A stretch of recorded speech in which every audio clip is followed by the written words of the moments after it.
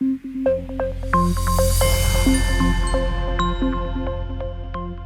right, welcome back to The Effect. So this chapter, we're talking about these scary things that are always around us, no matter what kind of causal inference design we are doing, that we do need to worry about, although many people would prefer not to have to think about them. And sometimes they try not to think about them and then things go bad. But in this video, we're going to be talking about one that pops up quite a bit, which is missing data. So what missing data is when you have a variable and you have a bunch of observations, but some of your observations do not have all of the values filled in. So for example, let's say I'm doing some sort of census study, and I know how many people are in your household. I don't know how many people live in your household. I know what your income is. I know what your race is and your gender. And I also want to know whether you're married. But for some reason, I don't have that variable in the data for you.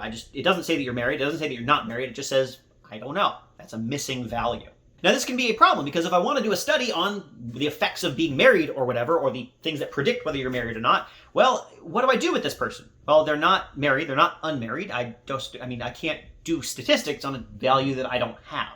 So a common approach to what people do is they will just drop anybody who has missing values of the relevant variables from their data. So I'm like, I'm going to do this study of marriage. I don't know whether you're married or not, so I can't really do much about you. So I'm just going to ignore you entirely and drop you from the data. This is called Listwise deletion.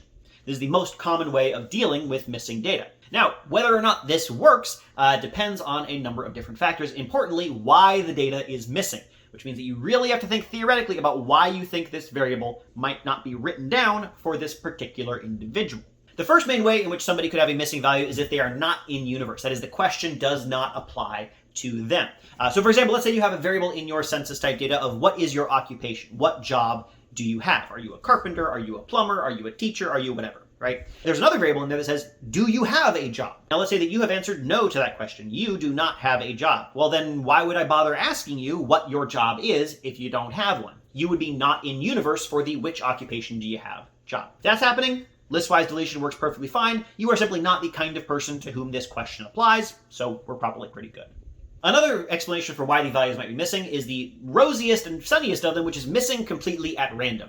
A value is missing in a sense that is missing completely at random if it is missing for entirely random reasons, completely unrelated to everything. It just so happens that this value wasn't written down, right? There's no reason or rhyme. It's just randomly happening. Now, why might this occur? You know, maybe you had the data all stored in a file cabinet and some of the files got wet, right? And that's just sort of random. Or, you know, maybe it just, you knocked on the door that day and you didn't write it down, or the thing got smudged or whatever. It's random. There's something completely unrelated to anything. There's no reason why it's missing. It just happens to be missing. When this is going on, then yeah, listwise deletion also works fine. Then we get into the slightly scarier ones. Then we get to missing at random, which is confusingly very similar to the words for missing completely at random, but an entirely different concept. I apologize. Missing at random says that the reason why the value is missing is related to some of the variables, but that you can measure and control for those variables. You can account for those variables, or you can predict why somebody is missing. Let's say we're looking at that marriage variable, that we have a missing marriage value for some people. Let's say that there happens to be a religion out there that forbids telling people whether you are married. Like you're not allowed to tell the government that whether you're married or not. That's a thing just for our religion to know. Nobody else can know, right? Maybe that's going on. So in that case, we would not observe a marriage value for those individuals, but I can tell you why they're not observed. It's because they're in this particular religion.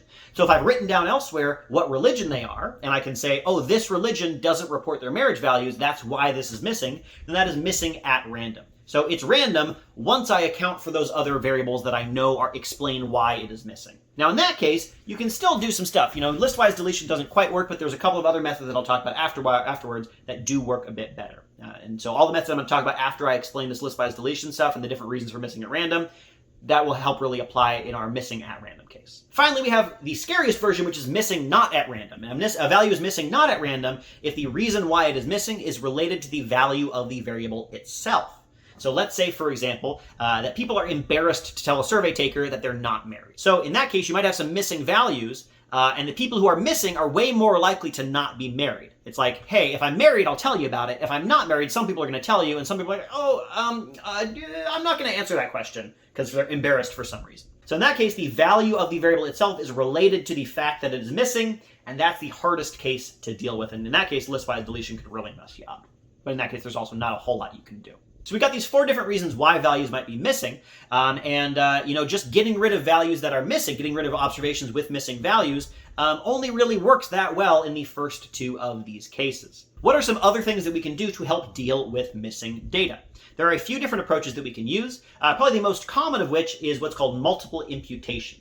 Multiple imputation says, hey, I have a missing value, I'll just use what else I know about you to try to predict what that value happens to be. Before we get to multiple imputation, let's think about simpler versions of imputation. So for example, something that a lot of people do is something called mean imputation. So let's say that we are looking at income, and let's say that your income value is missing. And I'll say, well, I don't know what your income value is, but I'll just take the average of everybody else's income value, and since I don't know which one you are, I'll just give you the average value. I'll pretend that you have the average value. That doesn't work very well, but that's sort of the starter idea of what we are doing here, right? We're making a prediction for you, and we are filling in your values based on some other information that we have.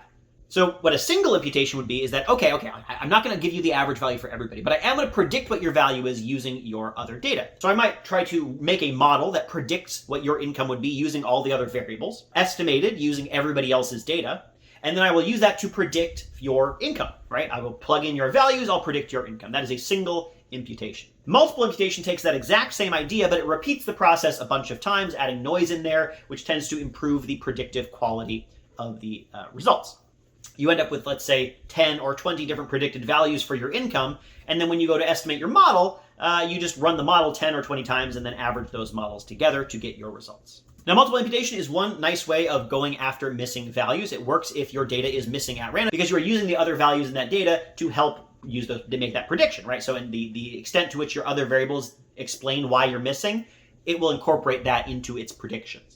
Doesn't work quite as well if things are missing not at random because it is not able to incorporate those sorts of unobserved, the actual value itself, right? If the value itself is likely to be different for people who are missing as opposed to people who aren't, well, it's not incorporating that into its model. It can't, right? Because it doesn't have any data on the missing people. Additionally, it's doing this imputation without really recognizing the model that it will eventually be used for. There are some other methods that more properly take into account why you are imputing the data and might give you more purpose-built fill-in values. One of those approaches is called limited information maximum likelihood.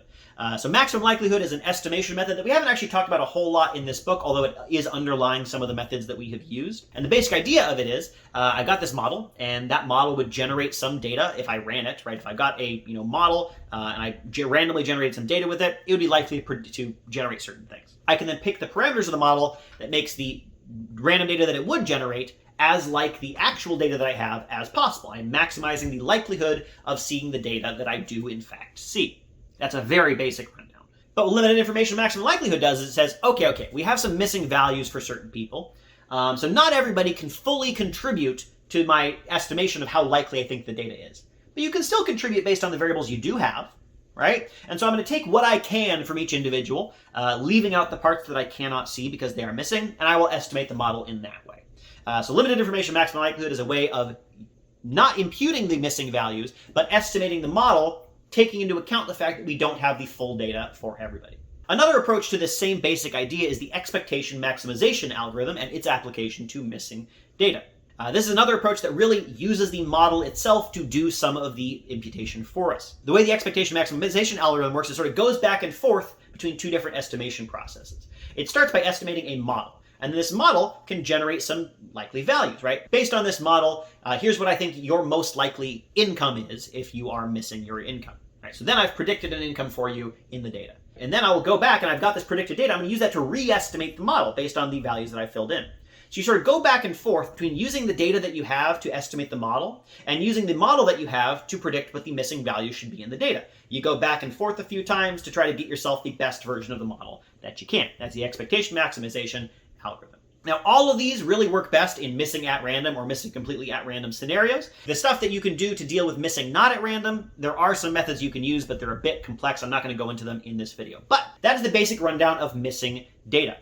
We have to think carefully about why we think the data might be missing. If we're lucky, maybe we can just drop the values that are missing and go about our day, which is in fact what most people do, whether it's a good idea or not. We can also try to use some methods that really respect the missing values and try to incorporate as much as they can of the data that we have, even if some values are missing. Multiple imputation fills in values based on what we predict them to be. Both limited information maximum likelihood and expectation maximization algorithms, they use what we can have to start to sort of work with the model to estimate the model using as much information as we can possibly get out of it. All right, that is how we can deal with missing data, or at least a very basic primer on it. Thank you.